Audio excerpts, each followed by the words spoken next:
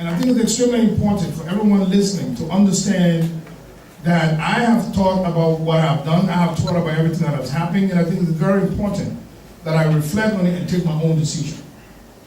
The decision I have taken reflects clearly what I believe my upbringing has come out to be. Growing up in my home, getting my religious education, whether it's in the Catholic schools, or whether it's in the monastery of Bola home, or whether it's down here in Monrovia, Zion, and elsewhere, and all of those that I've met along the way have taught me a lot of things in the process. And as a normal human being, when I recognize that my own fault as a person has come to the public domain, it is incumbent upon me to take on that responsibility. First, I want to tell you that I take full responsibility for what you heard, although it is greatly edited, but I choose not to go into that version.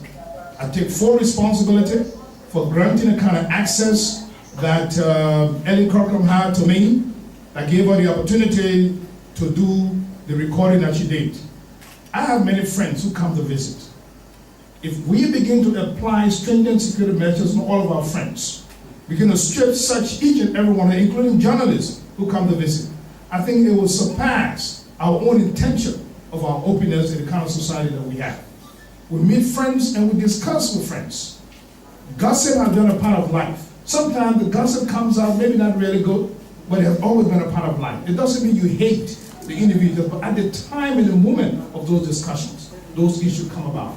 It is not an excuse I'm trying to find. I'm just trying to tell you, as a person, that if you believe that you're above the fray on gossiping, then I wish you well in everything that you choose to do.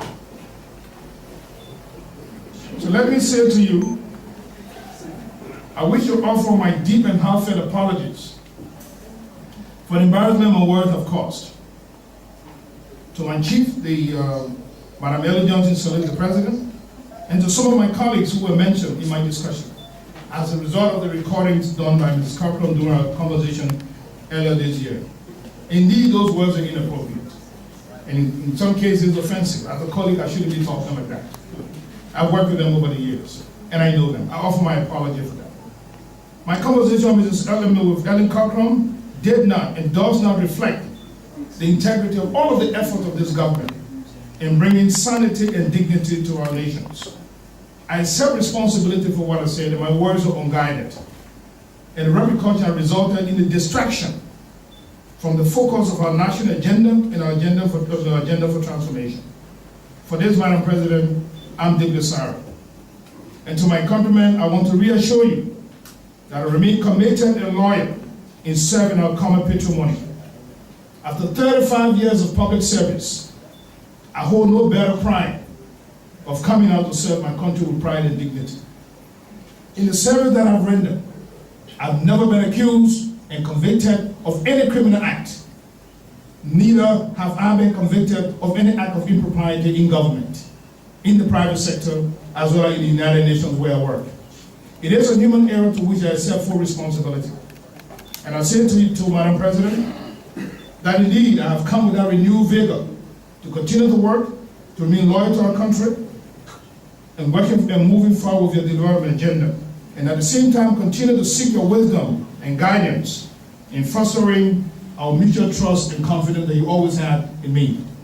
And I want to tell our people out there that I stand committed to ensure that whatever short time that I have to serve as Minister of Defense, whatever time that I have served as Minister of Defense, I serve with my honest self and everything about myself that have brought me into this public level of public service.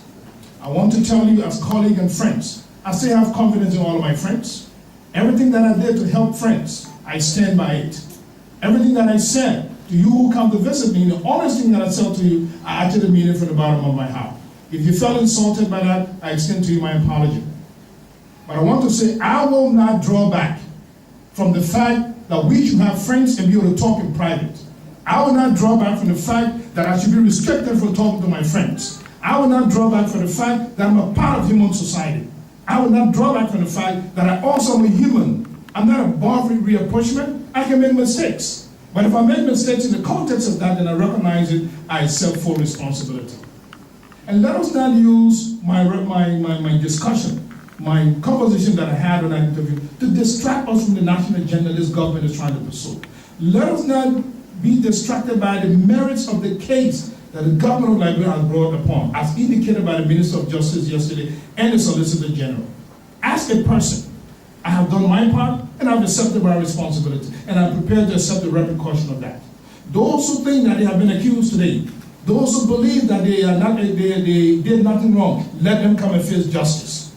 Let them come and recuse themselves out of the issue. Let them come and show that in fact the issue upon which they have been brought upon that indictment, that they can exonerate themselves to due process of law. Let them not use the public domain and the media and everything else to release the issue of private conversation as a way of distracting from the merits of the case that have been brought. So I just wanted to make that very clear to some of our colleagues. Finally,